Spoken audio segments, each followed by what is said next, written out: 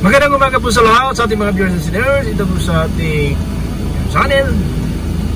Ang kapayapaan, habag, biyaya ng Diyos na isama sa atin sa magitan ng ating Panginoon Kristo. Ito po yung lingkod, Pastor Tumaka, Apostolic Ministry of Christ International. Mga kapatid, sa bawat araw, ito po ay ginawa natin na sana po ay bigyan natin pagkataon ang salita ng Diyos. Sa bawat araw, ito po ay kinakailangan natin mga kapatid na salita ng Diyos malaman natin para po na tayo po ay maging handa palagi, no? Maging handa tayo palagi sa oras na ating pagharap sa hukuman ng Panginoon. Talaga na ito tayo parusahan tayo sa Panginoon, na tayo talaga ay magkaroon ng pag-asa tungkol po ng kaligtasan.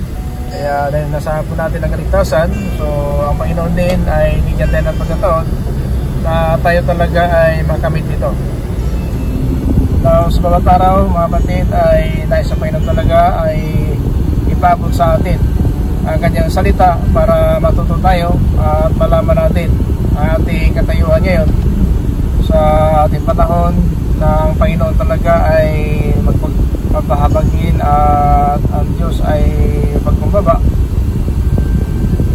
Ang Diyos ay puspos na awa, balayan siya sa pagagalit dahil magmahal talaga ang Diyos. Ayon po sa Unas, Kabanata 4, Talata 2. Now, sa ating mga kapatiran, sa ating Panginoon, lahat po na ating mga viewers, listeners dito po sa ating channel, sa Facebook, naway ang kapayapaan at habang biyaya ng Diyos ay sumasa atin sa pangitan ng ating Panginoon Kristo. Now, sa araw na ito mga kapatid is September 13, 2023. Naman ang bagong araw na naman, dagdag ng Panginoon sa ating buhay para po na ang ating inaasahan na kaligtasan ay talaga makamtan natin. Now, sa bawat araw talaga ay nais sa Panginoon ipamot sa atin ang kanyang mga salita para po na hindi po tayo mahatulan sa araw na magpalitan ng Panginoon ay makamitan ng ating pala. Now, 1 Thessalonians in chapter 4 and verse 16 to 17 up to 18, yung kapatid na mismo ang Panginoong Jesucristo ang bababa sa lapaap kasama ng kanyang mga anghel at sa tinig ng trumpeta ng Diyos at siya sisigaw at ang namatay na kay Kristo ay mauna mabuhay. Now, yan mga kapatid, ang sinabi ng Biblia ay po sa sulat ni Apostol Pablo sa verse 17, at tayo mga buhay pa ngayon natitira, agawin na tayo sa lapaap. Yan po sinabi ng Panginoon na tayo ngayon natitira, agawin na tayo sa lapaap kasama po sa muling binuhay at makisa na tayo sa Panginoon doon sa kanyang kaharian magpakailanman. Sa verse 18, kaya magalak tayo sa Ebanghelyo na ito, na magalak tayo sa mga balita na ito na talagang babangon tayo na kahit na po na sa libingan tayo mga kapatid, nakatulong na po tayo sa alabok, pero babangon tayo ayon po sa habag at biyaya ng Diyos. Babangon tayo sa pagparito ng Panginoon.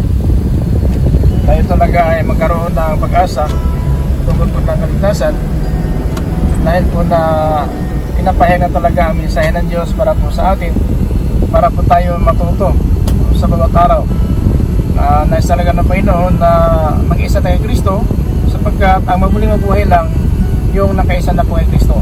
Now mga kapatid, sa Biblia, ano ba talaga ang katibayan? Ano ba ang katibayan na tayo na po ay nakaisa na po kay Kristo? Now, sinabi po sa Colossians in chapter 2 verse 12 na sa magitan ng bautismo, nalibing na kayo kasama niya upang mag-isa kay Kristo, mabuhay din tayo tulad niya.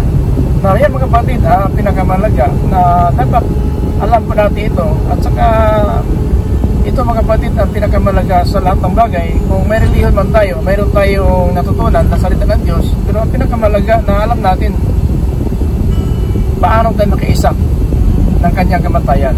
So verse to verse po tayo. Ang Biblia po nagpapatunay na talagang makaisa na tayo sa kanyang kamatayan dyan po sa bautismo. No, ang bautismo mga kapatid, ano ba ang bautismo? Ang bautismo, ilibing tayo sa tubig. Ilibing tayo sa tubig, sumitan ng bautismo sa pangalan po ng ating Panginoon Kristo upang mapatawad ang ating mga kasalanan. So yan mga kapatid, ang ibig sabihin ng Biblia na upang mapatawad ating mga kasalanan, ilibing tayo sa bautismo sa pagitan po ng tubig, doon po sa ilog. Doon po natin ganapin ang bautismo at ipagsisihan natin ating mga kasalanan at tanggapin natin ang kapatawaran. Ito po yung pagitan ng bautismo sa pangalan po ng ating Panginoong Kristo. Ayan mga kapatid, ang pinakamalaga sa lahat ng bagay, dapat alam po natin. Now, sa Romans chapter 6 verse 3 up to 4, ang sabi ng San Pablo, hindi ba inyo alam na tayong lahat na bautismuhan ni Kristo Jesus, na bautismuhan ng kanyang kamatayan? So may ng bautismo, nalibing na kayong kasama niya, no? Mula sa kamatayan.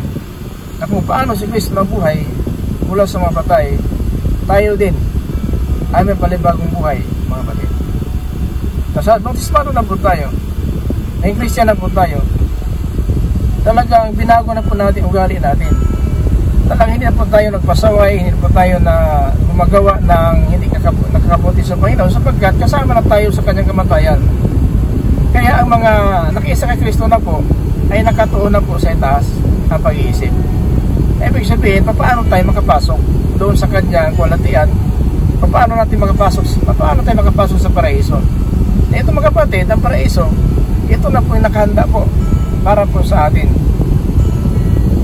Inadap ito ng Panginoon, itong paraiso, para po na tayo talaga ay makakamit ng kaligtasan sa araw ng kanyang pagpurito. So yan mga kapatid, ang ibig sabihin ng Biblia na sa kanyang kamatayan, mga kapatid, napatawad po ang ating kasalanan. Dapat na malaman natin na hindi kami reliyon tayo, porque mayroon tayong kaalaman ng Biblia, pero ang kasalanan natin hindi pa napatawad. So kailangan, kasi kung magbasa ka lang ng Biblia, na hindi mapatawad yung kasalanan mo. Kasi ang kapatawaran nasa pagtanggap ng pangalan po ng ating Panginoon Kristo. Yun po ang kasiguruhan mga kapatid. Paghayaan natin na itong panahon natin ngayon na ating kapatid, ikabubuhay pa ngayon sapagkat pagsamantala lang kung buhay natin, no? Sa Psalms 119 verse 19, pagsamantala lang po ang buhay natin sa libutan, hindi po tayo magtatagal dahil po na limitado lang po ang buhay natin.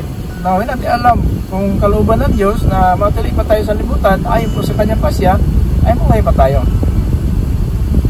Sapagkat yung pagbisa natin ng Biblia, kapatid, sa Psalms 90 verse 3, kung Panginoon, ikaw ang may pasya kung kailan mamatay ang tao. So ano pinakamalaga mga kapatid? Itong mga bagay ba na nakamta natin, maiwan natin itong lahat. Ano man ang nakamta natin ngayon sa ating physical, maiwan natin ito pag-alis na kaluluwa.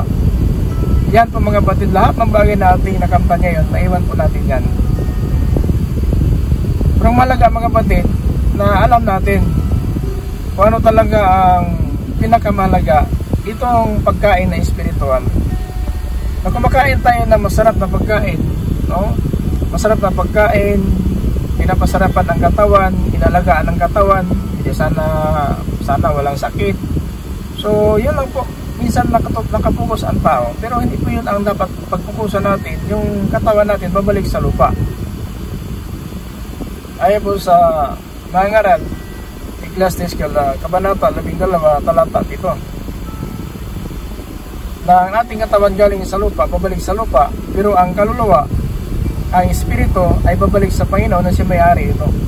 So kaya, ito ang palagaan natin. Hallelujah. Ito ang palagaan natin mga kapatid. Na sana sa ating palisalimutan ay hindi po tayo maparusahan. Sana sa ating palisalimutan ay talagang mapatawad na po ating kasalanan. Dahil, pag hindi natin tanggapin ang kapatawaran, so pagdating ng hatol, wala po tayong kasiguruhan yan. Kasi sa hatol mga kapatid, tatanggapin na po natin ayon sa ating gawa.